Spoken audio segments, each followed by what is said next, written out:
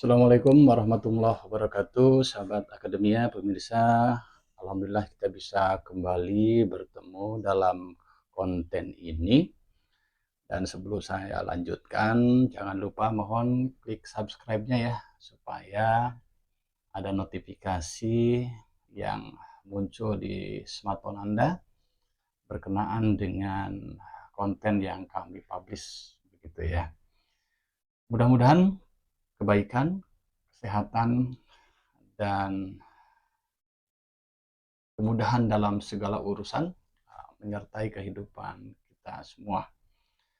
Baik, dalam kesempatan ini ada hal yang menarik yang disampaikan oleh Tom Lembong terkait dengan apa yang dia sampaikan, bahwa kurang lebih seperti ini, musuh terbesar kita atau potensi yang akan merusak masa depan bangsa kita bukanlah dari luar ya, tetapi dari dalam. Nah, dari dalam ini merujuk kepada banyaknya para penjilat. Nah, banyaknya para penjilat yang kemudian mereka diberikan posisi tertentu ya di pemerintahan. Mereka diberikan jabatan-jabatan strategis di perusahaan-perusahaan milik negara ya, misalnya sebagai komisaris begitu ya. Kemudian juga mereka diberikan berbagai macam fasilitas ya, sebagai apresiasi terhadap kemampuan mereka dalam menjilat, kira-kira begitu ya. Nah, ini sesuatu yang menyedihkan ya. Kita sama sekali tidak menunjukkan penghargaan terhadap orang-orang yang seharusnya memiliki prestasi yang kemudian diberikan akses untuk mendapatkan posisi-posisi seperti itu ya. Karena kalau kita bicara mengenai meritokrasi, harusnya pencapaian seseorang untuk mendapatkan posisi-posisi strategis baik di lingkaran pemerintahan atau kekuasaan maupun di posisi-posisi strategis di perusahaan itu hendaknya mengacu kepada kualifikasi, kompetensi ya, kemudian kredibilitas yang memang memiliki relevansi dengan posisi-posisi seperti itu. Bukan sekedar karena dia menyenangkan seseorang atau menyenangkan pimpinan, bukan karena sekedar dia membela mati-matian pimpinan, meskipun pimpinan salah, tapi karena mereka dianggap membela, memberikan dukungan yang begitu kuat, lalu mereka dianggap berhak untuk mendapatkan posisi-posisi baik di pemerintahan maupun di perusahaan-perusahaan milik negara. Dan ini sesuatu yang menyedihkan tentunya ya, karena banyak anak-anak bangsa yang memiliki prestasi, yang memiliki kualifikasi tidak bisa menduduki posisi itu karena sudah diisi, katakanlah demikian, oleh orang-orang yang berhasil menjilat begitu ya. Nah, ini sesuatu yang menyedihkan ya. Sedangkan kita membutuhkan orang-orang yang membawa kehidupan negara atau jalannya pemerintahan yang uh, berada kepada jalur yang mengarahkan kehidupan yang lebih baik bagi masyarakat ya, bagi kesejahteraan begitu ya.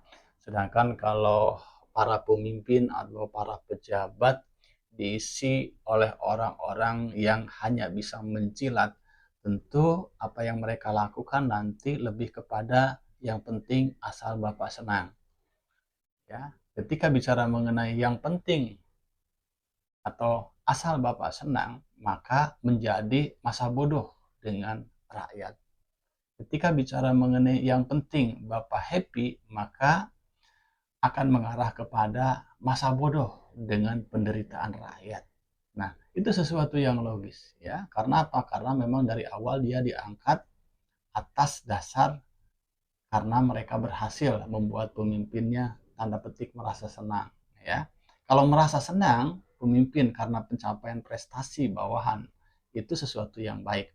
Tetapi kalau merasa senang ya hanya sekedar upaya untuk mencari muka atau menjilat atau semacamnya, nah ini sesuatu yang tanda petik bermasalah ya. bahwa pemimpin itu memiliki masalah dari aspek mental, dari aspek moral. Ya, dan ini sesuatu yang sangat mengkhawatirkan apabila ini terus berlanjut.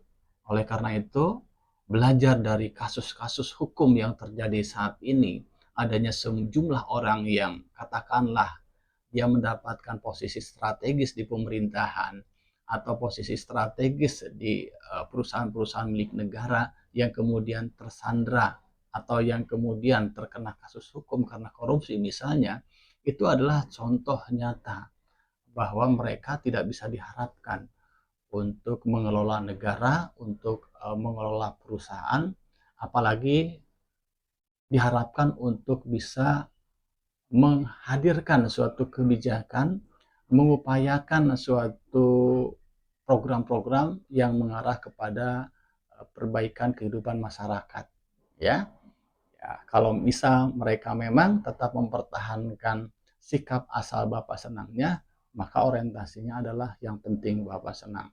Dan ini sesuatu yang tentu sekali lagi sangat mengkhawatirkan, jauh dari harapan kita sebagai rakyat ya.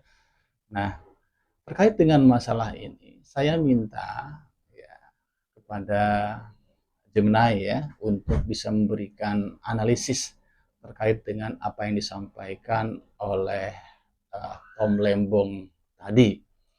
Oke, Gemini, tolong berikan analisis kenapa Tom Lembong pernah mengatakan bahwa yang akan membuat bangsa ini menjadi mundur bahkan lemah bukanlah musuh dari luar, tetapi banyaknya para pencilat di negeri ini, di mana mereka kemudian menduduki posisi-posisi strategis di pemerintahan termasuk di BUMN. Tolong berikan analisis yang tajam dan apa yang bisa Anda sampaikan terkait dengan pernyataan Tom Lembong tersebut. Analisis terhadap pernyataan Tom Lembong tentang bahaya penjilat bagi kemajuan bangsa bisa dilihat dari beberapa sudut pandang. Pernyataan ini menunjukkan bahwa ancaman internal, khususnya perilaku koruptif dan oportunistik dalam birokrasi, bisa lebih merusak daripada ancaman eksternal. Analisis pernyataan Tom Lembong. Pernyataan Tom Lembong menekankan bahwa ancaman terbesar bagi bangsa datang dari dalam, bukan dari luar. Para penjilat yang dimaksud adalah individu yang tidak memiliki kompetensi, integritas, atau dedikasi, tetapi mampu menduduki posisi penting berkat kedekatan atau loyalitas buta kepada atasan atau kelompok kekuasaan tertentu. Dampak negatif penjilat pada pemerintahan dan BUMN. Inefisiensi dan buruknya kualitas kebijakan, posisi strategis yang diisi oleh orang yang tidak kompeten akan menghasilkan kebijakan yang tidak matang, implementasi yang lambat, dan keputusan yang seringkali berorientasi pada kepentingan pribadi atau kelompok, bukan kepentingan publik. Hal ini menyebabkan pelayanan publik menurun dan proyek-proyek strategis menjadi mandek atau boros. Rantai komando yang rusak. Ketika para pemimpin lebih peduli pada loyalitas daripada kompetensi, mereka cenderung menunjuk orang-orang yang hanya akan menjilat atau setuju dengan semua keputusan mereka tanpa memberikan masukan kritis.